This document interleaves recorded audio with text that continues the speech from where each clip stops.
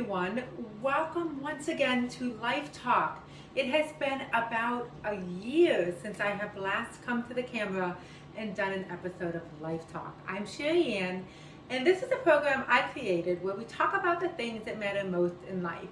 And we have talked about everything from scripture to fitness to health to food and cooking, and just answered your questions, and I am so thrilled to be back. So welcome back, everybody, and welcome to my new home. Last time we taped, I was in transition, and so we were in a different building, a different location, and so now I am in my kitchen. And my mom, I always called it La Bella's Cucina after my mom's last name because she's really the cook in the family, but she's not here today. So today, welcome to Sherry Ann's kitchen. And today I'm going to be making one of my favorite dishes, which incidentally is called sherry chicken. Now, I did not come up with this, but I was introduced to this by some lovely, wonderful friends of mine who I have affectionately come to know as the Golden Girls. There's 4 girls that are a little bit older than me, and they have kind of adopted me as their own little granddaughter, and I've traveled with them to a lot of concerts and a lot of Christian gatherings, and they've made this meal whenever they host artists over and friends over for fellowship. And so this has been the staple of many food and fellowship gatherings. So I think this is a perfect meal for your next fellowship and your next gathering. I absolutely love it. I've served it to just about everybody in my family. I think most of my friends have tasted it, and it turned out to be a favorite by everyone and for everyone. So it's my favorite, and incidentally, it is called sherry chicken. Where does it get the name? I suspect it's from the sherry cooking wine, which is spelled exactly like my name, S-H-E-R-R-Y. And you can pick all of this up at the store, of course, and I'm going to take you through the ingredients now. So what you're going to need for this is 3 chicken breasts, which I have already cut and cubed for you. Now, the ladies that have cooked this for me have placed the 3 chicken breasts right on top, but I make it a little bit more like a casserole by cutting it up and dicing it up.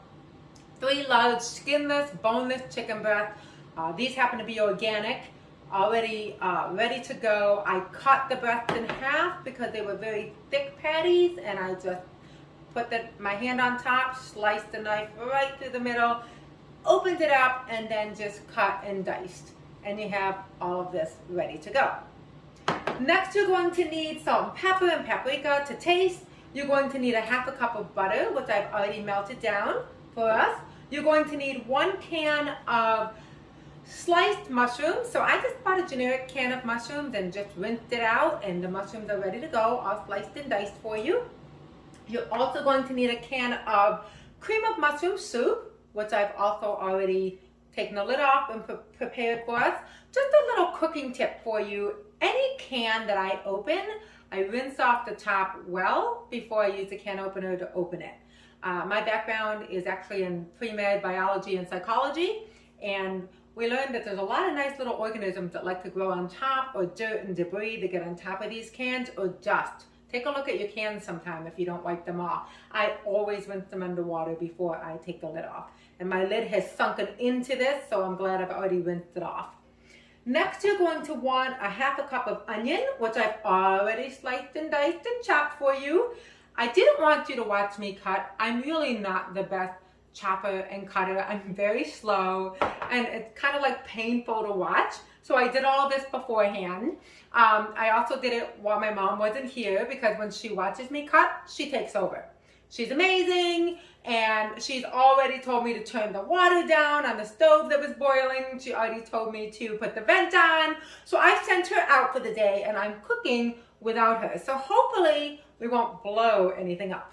So getting back to our ingredients, we need 1/4 cup of cooking sherry wine. You're going to need 1/4 teaspoon of rosemary, and then you're going to need a half a teaspoon of dried basil. So I have all of that here for you, and this is so easy to put together. All we're going to need to do is first you're also going to need a bag of rice. Now I say a bag because I do the boil in a bag rice. What that is you just buy it like this, already in a bag, And it's 4 quarts of water for 1 bag. You submerge the bag in the water, you let it boil for 10 minutes, and you have your instant, more or less instant rice. I did 2 bags, so I did 8 quarts of water. The rice is ready to go. So what you're going to do now is, since the rice is all drained and cooled down and ready to go, I'm going to transfer this to my casserole dish, 13 by 9 baking dish. The oven is already preset to 350. See, Mom, I know, I can do this. But I do have my apron on just in case I make any messes, because I'm kind of known for that too. So we're going to dump the rice in. Now, before I add the other bag, I'm going to spread this out. I usually make it with 1 or 2 bags. It just depends on how much rice you want, how much carbs you want. I have made this with brown rice. Slightly different taste. I don't really notice any traumatic difference. I think you can certainly use brown rice. And looking at this, I think I'm going to go ahead and add the other container because I want to, the other bag, because I want to fill up the whole bottom. Sometimes, you know, if you have too much rice and maybe not enough mixture, then you can have a little bit of a drier dish, versus if you have a little bit of rice and a lot of this mixture that goes on top, you're going to kind of have like a more wet dish. So it kind of depends on how you like to have it. I prefer a bit of a drier dish. Maybe I'm a little bit different in that regard, but I tend to like my food a little bit on the drier side. So this is also an incredible meal to make ahead of time, and then you can thaw it out and cook it the next day too, and reheat it, all that good stuff. All right, so now that we have the rice layered in the bottom of the dish, all smooth over there, we're going to start putting the ingredients together. So the chicken is going to go next, and I'm going to go ahead and put that on there. So I'm going to use a fork, I think, so that I can kind of partition it out and spread it throughout. I really don't like when one person gets a big bite of chicken and the other person doesn't, right? If you're ever serving kids, you know how that can be. I don't have my own kids, but I have nieces and nephews that I adore. And they always fight over who gets the biggest piece. And so what I try to do is dice up this chicken, spread it out evenly, and I try to partition it in every corner and in every nuance of this bed of rice. So we're going to just put all that in there. I'm going to go ahead and spread it out and fuss with it a little bit, because that's what I do, the perfectionist that I am. So even though my slices and my dices are not nice and uniform, if you look at the way I chop things, nobody can tell when you taste it. It all tastes the same once it cooks and congeals and blends together. So it's no big deal what it kind of looks like when you're preparing it. Matters what it tastes like. So I think I have this pretty well spread out. And next we're going to blend our ingredients together. So you want to make sure you have a good sized mixing bowl. And of course, always take precaution when you're handling chicken. My mom and I have a lot of gloves left over from this last year or two, coming through this COVID period of time. And I didn't think to use gloves, but I've scoured my hands thoroughly after chopping it, cutting it rather. But you might want to consider using gloves when you're handling chicken, and then just throw the gloves away and of course clean everything up really well. So I've already done that. And so now we're going to go ahead and blend these ingredients together, which the first one is going to be, I'm going to dump in the onions, which is a ½ cup of sliced onion. This particular one is a white onion. Then I'm going to add in the butter, which if I had thought about it, I might have put the cream of mushroom soup in first. This is kind of warm. I might have put that in if this is thicker. So I probably should have put this in first and then the butter. I can't redo that. So maybe you just want to make a note to put in the cream of mushroom soup and then the butter. Not that it really matters. But I love this scraper because I don't like to waste anything. And especially with the price of food these days, oh my goodness. So I am going to scrape out every last bit of this cream of mushroom. I think I've done 2 cans in the past. We'll we'll take a look at it. I do have another can on standby if I think that I need another one. So I've got my spoon here to get the very bottom of this out.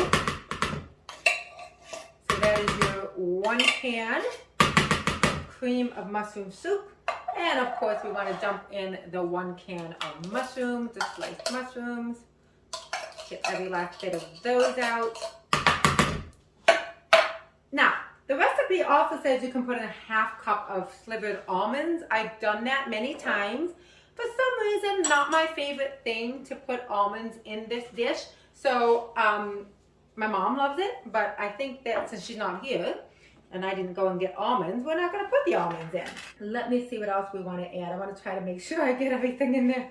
1/4 cup cooking sherry wine. Oh, you're going to watch how weak I am. I'm not even going to be able to open this. Here we go. All right. So 1/4 cup of that. Really adds a really nice flavor. And the basil and the rosemary. So for the basil, it is going to be a 1/2 teaspoon. And I have one of these really neat Pampered Chef measuring sticks where you can just slide it for whatever measurement you need. So we need a 1/2 teaspoon of that. Put that right in there. Shake the excess off. We'll put the excess in if you like a lot of basil, like my mama does. And then we're going to adjust it to 1/4 teaspoon for the rosemary, which also adds a really nice flavor. Now, we've got all that together. We're going to begin mixing it, but before we do, let's not forget the salt and the pepper on the chicken for extra flavor and taste. We're using this pink Himalayan pink salt. I really like that. So I'm not a crazy salt person. So because I'm talking away, I may end up putting on more than I normally do. But, and these are big granules, so they don't come out too fast. So I don't use a lot of salt. And of course, this is to your taste. And pepper, I actually like pepper. So I do go a little bit heavier on the pepper. Of course, if you're making this for the kids in the house, be mindful of that. I have had to remember that a few times. And then the paprika. Color, flavor, kind of sprinkle that on, dash of that. Just all of this is just giving some flavor to the chicken before you add the topping. So now we're going to mix all of this together. And hopefully I won't get it all over the place. But once again, this dish is called sherry chicken and it goes on 350. It's going to end up baking for 350 for 1 hour, and this smells so good. It's like an herby, mushroomy. I suppose if you don't like mushrooms, you can just leave it out, but I think the mushrooms add so much. So cream of mushroom, added mushrooms, butter, rosemary, basil. Just a delightful dish. It's just really savory. That's the word I've been looking for. It's savory. So we're going to really mix all this up. The onions and your slivered almonds if you want, which I've done many, many times. I hope to have enough to cover all this. I don't know because I added extra rice. So let's see. And of course I can always use my scraper to get the rest of it. I'm going to start dumping it on top. And I'm going to really work hard to spread it all out. Love this. So this is also Pampered Chef. I'm not a distributor of Pampered Chef, but I'm sure a lot of you know people who are. And if you are, just comment in the video below that you are, and somebody can contact you. I am going to also list all the ingredients in the description below, and I'm going to list all of what I'm using in the description below so that you can click on links to find these things, and hopefully that will help your cooking experience. So, kind of a little known secret, I'm a gospel singer, speaker, author. I do like to cook, but I have a mom who's like the best that there is, so I don't get to do it too often. And mom's Italian. I'm only half Italian, so most of the dishes I make are not Italian. And so I usually defer the cooking to Mom because she likes to make her Italian dishes. If you want to see some of those Italian dishes and some of Mom's quick cooking dishes, that she kind of makes food rather quickly these days, just go to my other videos here on this YouTube channel, and I will make sure that I put a link for all of those. But I have a whole segment on Life Talk of just cooking videos, and my mom is featured in, I think, almost all of them. I did make a potato soup that I did on my own as well. But we have onion soup and my mom's version of goulash and like a quick version of golumkis, that's how we say it. And we have some Italian dishes on there, so a spaghetti dish, I think. So we've made a couple of different things. You can see this is really looking nice. My mom laughs at me because I take forever, and she tells me cooking is supposed to be fast, but I tend to be a little bit more artistic about it. Look at that. If I don't want to tip it and make it get ruined here, but kind of looks like a birthday cake. It's delicious. So I hope I have everything on here. I think I do, Lord willing. The oven's already set, so we're just going to go ahead and pop this in and close that up for 1 hour, and I will be back in an hour to let you know how it tastes. But before I disappear, I would like to tie a scripture verse in with my Life Talk episodes. And being that this is called Sherry Chicken, and my name, of course, is Sherry Ann, I thought in my devotional this morning, there was a devotion about how the shepherd knows his sheep by name. And that has just kind of been ringing in my ears all day today. So I thought, wow, I'm making this dish with my name. The shepherd knows my name. So let me give you that verse in John 10:3. But first I'm going to back it up to John 10:1, where it talks about how Jesus is the true shepherd. Most assuredly, I say to you, he who does not enter the sheepfold by the door, but climbs up some other way, that person is a thief and a robber. But he who enters the door is the shepherd of the sheep. To him the doorkeeper opens, and the sheep hear his voice, and he calls his own sheep by name, and he leads them out. And when he brings them out, his sheep out, he goes before them, and his sheep follow them, for they know his voice. Wow, that's so powerful. So what this is saying is that if somebody comes any other way to get the sheep that's not the door, that's not the shepherd. That's a robber. That if they come in through the window or through the side door or something like that, they're breaking in other words, that's somebody trying to take the sheep. But when you come in through the front door, the proper way, the proper channel, that's the shepherd. That's the rightful owner of the sheep. And the sheep recognize him, and they know him, and they come to him. He calls them by name, and they come. And so I just wanted to tie that in with what's going on today. There are so many voices crying out, and keep listening to his voice. Listen for his voice. How do you do that? You read his word. He's literally speaking to us through his documented word in the Holy Scriptures in the Bible. So listen to his word so that you can, as you read it and study it and process it and internalize it in your heart, you begin to know it and memorize it, and it's there. So that when you need it in a situation, you can call it forth. You hear his voice. You know what he would say to do in this situation. You know, what would Jesus do? Well, you need to know what he would do by reading what he would do and hearing how he would say it before you say it and do it. On social media, with friends, with family. So may that be a lesson to all of us, and myself included. I'm always wanting to continue hearing his voice and learning his word. So his sheep know the shepherd, and the shepherd knows his sheep by name. So I'll be back in just a little bit when the sherry chicken is all done. Thanks for watching this edition of Life Talk. And we're back, and I can't even begin to tell you how delicious this smells. I hope you can see this. Hold on. Here you go. Take a look at this. Absolutely beautiful, delicious, smells scrumptious. Cannot even begin to tell you just how good it is. So I'm going to see if I can slice up a little piece of it and show you just that beautiful consistency of rice and mushrooms, and it's so savory. And I am going to taste it. See how I did before Mom gets here. Oh my goodness. You have to make this. It's burning hot. But you absolutely have to make this. Make this. Let me know what you think. Put it in the comments. Anything else you want me to try or mom to try, let us know. But once again, thank you for joining me in my kitchen tonight on Life Talk. God bless you. Bye-bye.